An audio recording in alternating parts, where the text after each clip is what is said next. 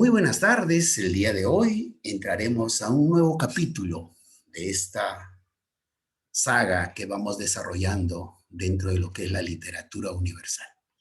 El día de hoy nos concentraremos estrictamente en lo que es la literatura medieval de Dante Alighieri. Pero si hablamos de Dante Alighieri, tenemos que un poco estudiar, saber qué cosa fue la Edad Media. Cuando ustedes escuchan o leen y la aparición de castillos, caballeros, ¿no? Ven esto de lo que los famosos siervos y esas ciudades todavía un poco desordenadas que se llaman comarcas, nos estamos refiriendo a la Edad Media. La Edad Media cae justamente o se constituye justamente con la caída de Roma. Cuando Roma como imperio en Constantinopla, allí fenece por las invasiones germánicas, es tomada, a partir de ese momento, estamos hablando aproximadamente en el siglo V, aparece lo que se llama la Edad Media. Pero ¿por qué surge la Edad Media? Porque ya era una necesidad de formar reinos, cada uno con su grupo de personas. Eso no se podía con Roma, porque Roma pues tenía el control absoluto de todo el mundo. Acuérdate que Roma llegó a ser imperio, dueño absoluto de todo el mundo. Pero como todo sube, baja. En este caso, el imperio romano también fenece. Y a partir de ese momento surge lo que se llama la Edad Media. La Edad Media justamente está marcado con los castillos, aquí tenemos por ejemplo las comarcas, eran ciudadillas, pequeños pueblecillos desordenados, con calles que no tenían absolutamente pues las principales necesidades, simplemente. ¿Por qué? Porque aquí la gran mayoría eran los campesinos pobres y también vivían los siervos que estaban al servicio del rey. El rey sí, pues con toda su nobleza, con toda su familia, vivían en estos hermosos castillos, ¿no? Y el pueblo alrededor se desarrollaba. Pero aquí vamos a señalar de que en la Edad Media se desarrolló un sector muy poderoso. ¿Cuál fue? Los clérigos. Te recuerdo que la Edad Media fundamentalmente ha estado basado en lo que es los clérigos. ¿Y quiénes eran los clérigos? Porque la Edad Media estaba marcado con la religiosidad. Los únicos que tenían llegada cercano al rey. E inclusive los clérigos eran superiores que al rey. El rey tenía que consultar, en este caso, por ejemplo, al Papa, ¿no? Que en ese entonces todavía reinaba lo que era la religión católica. Después ya se dan las manifestaciones, ¿no? Los protestantes, la reforma de la iglesia, pero eso es más adelante. Pero en la Edad Media, el poder absoluto lo tenía la religiosidad. De ahí la importancia de los religiosos. El contexto histórico, podríamos entonces señalar, un poco ya resumiendo esta primera parte, para que pueda darse la Edad Media, se dan con las invasiones germánicas. Fin del Imperio Romano, cae Roma y a partir de ahí surgen los reinos en Europa. Los reinos estamos hablando y con ello comienza lo que es la Edad Media. A través de esta diapositiva, quiero más o menos explicarte, miren, cómo estaba desarrollado las clases sociales. Las clases sociales, en ese entonces, en la Edad Media, estaba conformado el rey, la parte quizá superior, luego estaban los duques. Los duques mayormente eran familia cercana al rey, eran sobrinos, eran de repente familiares como primos hermanos, etcétera, del rey, o la esposa o la familia de la reina. Entonces tenían ciertos títulos, eran los duques, los condes y los altos prelados. Ahí lo encontramos pues al papa, que ese entonces era autoridad absoluta en ese entonces en la Edad Media. Un poco más abajo encontraremos a los caballeros. ¿Y quiénes eran los caballeros? Eran guerreros, eran luchadores que conquistaban muchísimas tierras para el rey. Y aparte eran hombres de confianza del rey. Y eran nombrados por el rey, los caballeros. Los señores, ¿quiénes eran los señores? Los señores eran los dueños de grandes extensiones de tierra. Y al tener grandes extensiones de tierra, tenían que tener gente a su servicio. Y a ellos se les conocía como siervos. Pero también estaban los obispos y también los abades. Era una clase social más o menos distinguida. Y en la parte inferior de la pirámide, por cierto, estaba el grueso de la población. Y ahí tenemos a los soldados, a los campesinos pobres y a los siervos.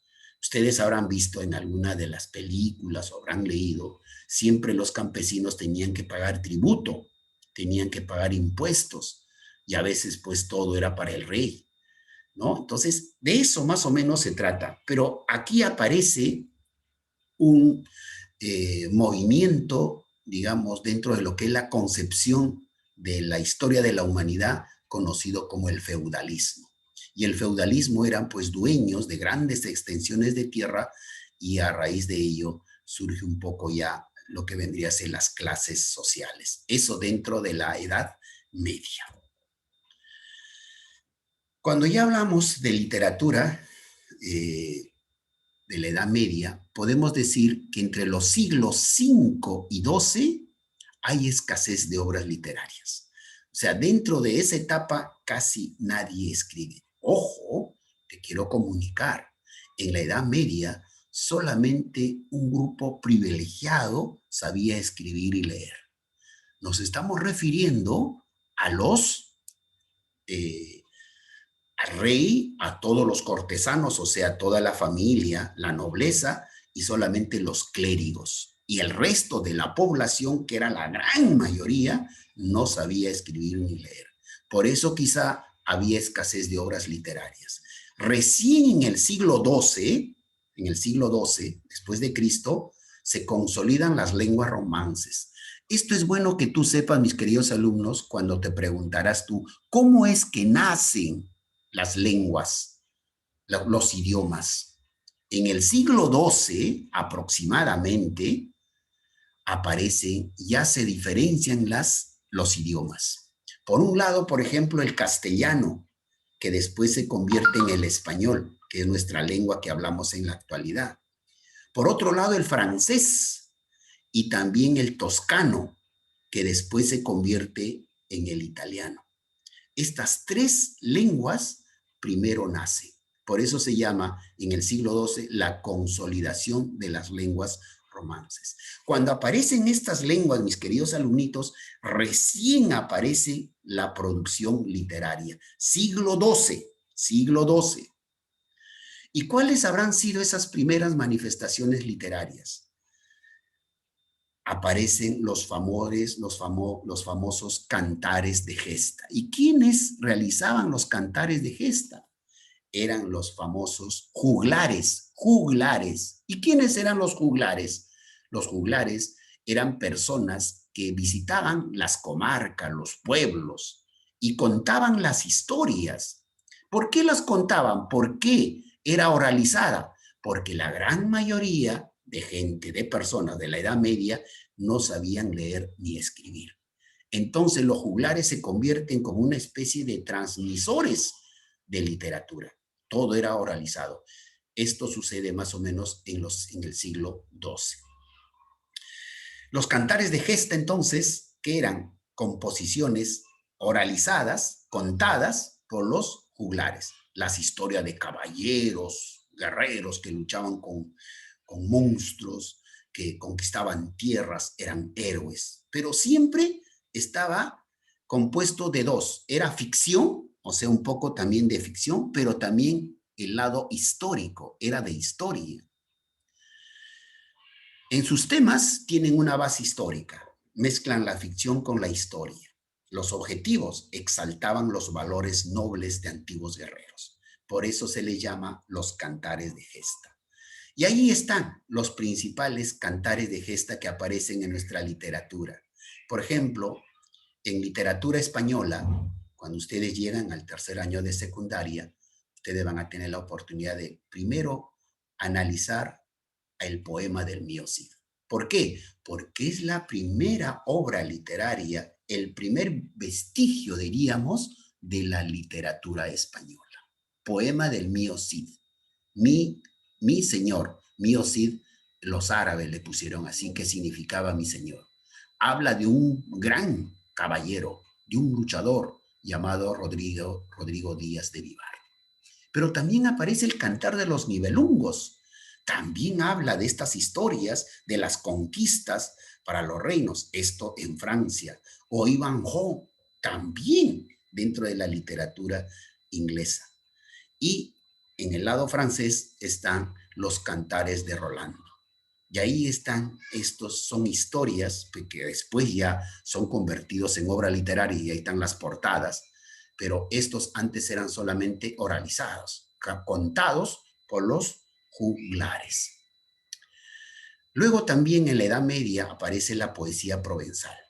La poesía provenzal, déjenme decirlo, que aparece más o menos entre el siglo XII y el siglo XIII. ¿Por qué se llamaría provenzal? Porque al sur de Francia nace esta poesía. Esta zona al sur de Francia se le conoce como Provenza. De ahí viene el nombre que se le conoce como la poesía provenzal. Ya entonces, netamente era una lírica culta, o sea, para la clase alta, ¿no? Para los que sabían leer y escribir. El tema era amoroso, escrita por trovadores que crearon el amor cortés. ¿Qué cosa será el amor cortés? Es el amor que se vivía dentro de el reino. El amor de las princesas, de los príncipes y todo ello, ¿no? Interpretada por trovadores o juglares. Aquí están los juglares o trovadores. Trovadores se les decía a aquellos que interpretaban, tocaban instrumentos y hablaban de esas historias, ¿no?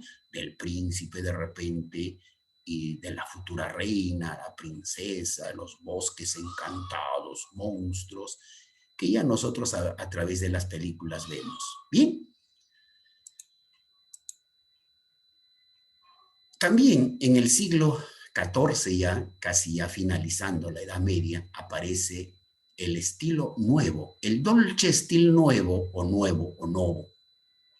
Es una escuela literaria fundada en Italia, organizada por letrados que compusieron obras poéticas en toscano, que tenían la intención renovadora basada en nuevas formas métricas y en incorporación de recursos expresivos refinados. Entonces, cuando aparece el dulce estilo nuevo o el dolce estilo nuevo, es ya el inicio de una nueva corriente literaria. Por eso, al quien vamos a estudiar inmediatamente, al gran Dante Alighieri, mis queridos alumnitos, está basado lo que es la transición para lo que va a ser el renacentismo.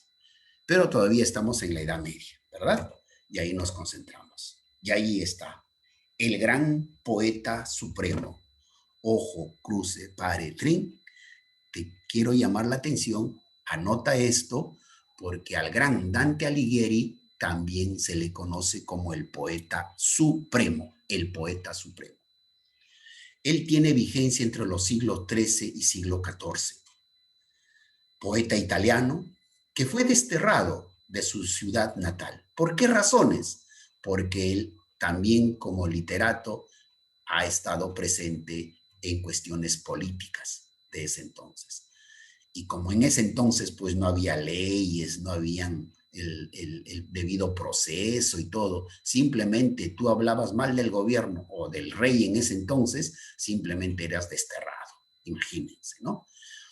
No había pues libertad para opinar ni nada por el estilo. Su obra combina elementos de la épica con los del humanismo. La épica, ¿por qué? Porque habla pues de caballeros, de personajes, pero humanismo porque allí se convierte el temor del humano frente a lo divino, con lo que hemos visto, la Divina Comedia. Sus obras importantes definitivamente son dos, La vida nueva, pero la Divina Comedia es la que es universalizada, es una obra universalizada porque en la actualidad se estudia en todas las universidades y también en todos los colegios. Es un curso muy especial de lo que es la Divina Comedia de Dante Alighieri. La Divina Comedia, como quiero señalarte, cuando él termina de escribir Dante Alighieri, lo pone solamente divina, divina nada más. ¿Por qué? Porque estaba relacionado a ello. Era el pensar de la época. Imagínense, en la época todavía no se sabía qué cosa era el infierno. El infierno se hacían demasiadas formas y el gran Dante Alighieri grafica el infierno. El infierno dice que está en el centro de la tierra, en el centro de la tierra. Imagínense. Ahora, por sus altos estudios de ustedes que tiene, de geografía, por ejemplo, pues en el centro de la Tierra está el núcleo y no hay nada. Simplemente será incandescente y listo. Habrá muchos minerales. Pero para el Dante Alighieri, para el gran Dante Alighieri, era el centro y ahí estaba nada más ni nada menos que Lucifer, ¿no? Comiéndose a las personas. En este caso, a uno de ellos es al gran traidor que se da en la historia. ¿Quién es? El gran Judas. El gran Judas. Judas Iscariote. Muy bien. Eh, Muy bien. Ahí está Judas Iscariote. Ahí está comiéndosele en una de las cabezas. Y ese espectáculo no puede soportarlo. Y él, con la ayuda del gran Virgilio, es que huye y sale para lo otro. También podemos decir las características de la Divina Comedia: es una epopeya simbólica narrada en verso, obra maestra de la literatura italiana universal, considerada la síntesis del pensamiento medieval. O sea, si tú o usted quiere saber cómo se pensaba en la Edad Media, tienes que leer la Divina Comedia. Y ahí usted va a encontrar cómo fue el pensamiento de esta parte de la historia. Su opinión política muestra en esta obra su concepción religiosa, una visión histórica de la época. La presencia del simbolismo, por eso decimos que esta obra es alegórica, te hace ver cómo más o menos el hombre, después de fallecido, de muerto, qué es lo que te espera, ¿no? De acuerdo a tus circunstancias y tú lo que has realizado. Y esto lo encontramos a continuación cuando estructuramos y también hablamos de la trama de la Divina Comedia. La Divina Comedia está dividida en tres partes. En el infierno, que es acompañado por Virgilio, cuando él muere, se encuentra perdido en la selva negra y salen a su encuentro tres feroces bestias, que es una pantera, es un león y un lobo. Y ante ello aparece, ¿quién? Virgilio. Y Virgilio será el quien va a acompañarlos, los va a llevar, lo va a trasladar. Y cada círculo, porque así lo define el gran Dante Alighieri, cada círculo está para cada pecado que se ha cometido. Ahí están los golosos, están los vanidosos, los traidores, los embusteros, y según Dante Alighieri, los fornicadores, dice que era el peor pecado, y estaban de cabeza, hirviendo en azufre. ¿Te imaginas? ¡Wow! ¡Qué terrible! Todo eso en el infierno. Y en el mismo centro, en el círculo 9, se encontraba Lucifer. Y ante eso, asustados, por cierto, Virgilio y Dante, ante un descuido, Virgilio logra sacarlo a Dante y se trasladan al purgatorio. Y en el purgatorio, ya allí ya están algunos redimiendo sus pecados, algunos de los que habían cometido. Y luego hace su recorrido por el paraíso. Y en el paraíso, ¿a quién cree? que se encuentra ¿a quién? Nada más ni nada menos. ¿A quién? A la gran A Beatriz. Beatriz. Muy bien. ¿Y quién era Beatriz? Beatriz es su amor platónico. ¿Por qué? Porque se enamora desde muy pequeño, a los 9 años, se enamora, Dante Alighieri, Dante se enamora de Beatriz. Y Beatriz nunca le corresponde. Y luego se casa y a la edad de 24 añitos, la gran Beatriz muere. Entonces, Dante Alighieri simplemente en su obra lo pone ¿dónde? En el paraíso. ¿Por qué en el paraíso? Porque para él significaba virtud, la gran Beatriz, la gran Beatriz. ¿Quiénes eran los principales personajes de esta obra? Eso sí, siempre tienen que recordar ustedes, porque eso les va a servir para su cultura propiamente, pero a veces también para el ingreso a las universidades. Pueden venirle nombre de personajes, a veces títulos de obras o autores. Y en este caso tenemos al gran Dante. ¿Y qué cosa significa Dante, el principal personaje? O sea, él mismo, ¿no? Personifica a la humanidad, porque él muere y va a comenzar a apreciar todo para que después cuente a la humanidad de cómo es estas tres partes de la Divina Comedia. Virgilio, su gran mentor, el poeta latino, lo encuentra y es lo que se van a hacer, y él personifica la razón. Y la gran Beatriz, que es la personificación de la fe.